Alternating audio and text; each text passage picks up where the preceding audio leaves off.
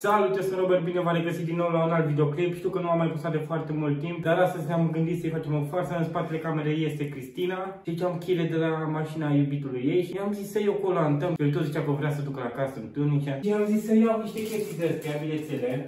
Bine, mai multe în bucătărie și o să mergem afară să-i colantăm mașina și apoi o să-i vedem reacția. El trebuie să ajungă într-o oră jumătate, deci așa că o să avem timp să colantăm. Nu uitați înainte de asta să mă urmăriți pe mine, pe Instagram, pe Cristina și să-i dăm drumul la treabă.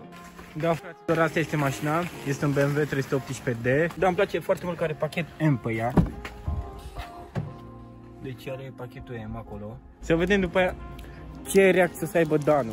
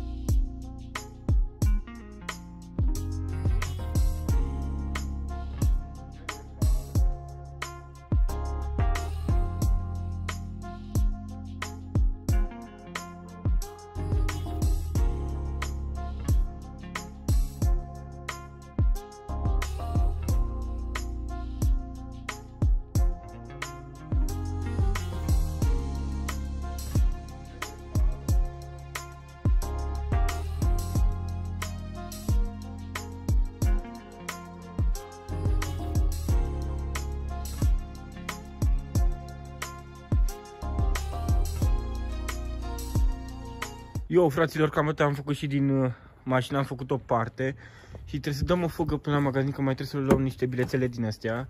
Deci cam așa arată până acum. Și o să vedem acum o așteptăm pe Cristina să vină și o să tragem cadrele în continuare.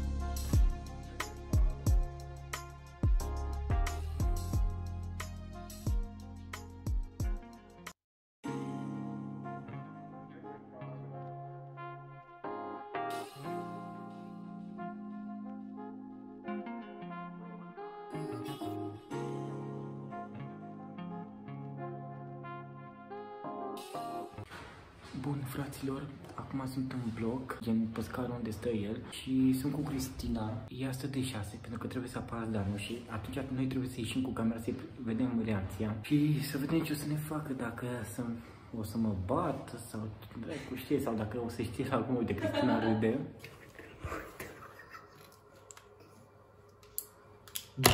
Da, deschide.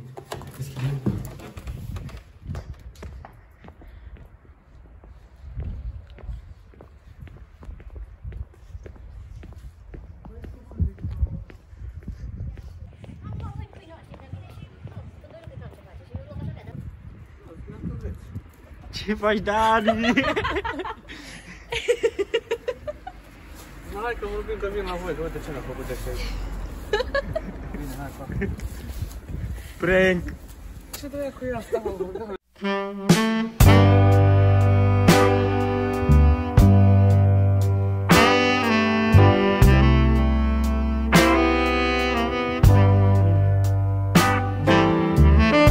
Dani, ce părere ai? Hai, salut! Salut! A? Doamne, păi dar bă, că mi-aș pula, că mi-a zis cineva că băi, e ceva cu mașina ta, dar nu știam. Cine ți-a zis? Și proprietara a fost. Da, o să apară pe vlog. Dani, o să apară pe vlog. Frate, dar mi-a zis că e praf pe mașină, că a fost cineva, eu mă gândit că copii mici, dacă ajung în cartier și văd că e pe aici. De astea, na, e ciudat. Ce, nu nervos, nu mă înjuri nimic? Ei, te înjur. Hai, că e pentru vlog. Să mi-o fi zgâriat sau ceva. Bine că ți-am zgâriat, aia e partea a doua, dar de-aia am pus de-astea. Să mor, uite, am trecut cu bicicleta, am treabă pe Cristina. Ia uite, ne-am și semnat aici. Uite aici. Aici ne-am semnat.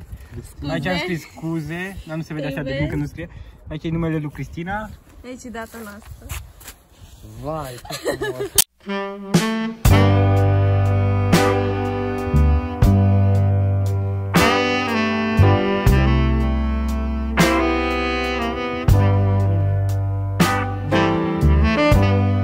Super, măcar dacă ați fi făcut-o toată, dar ați făcut numai spatele așa cât să vă știi. Băi, da, că n-a ieșit bugetul ăsta. Lumea când trecea pe aici. Da, frate.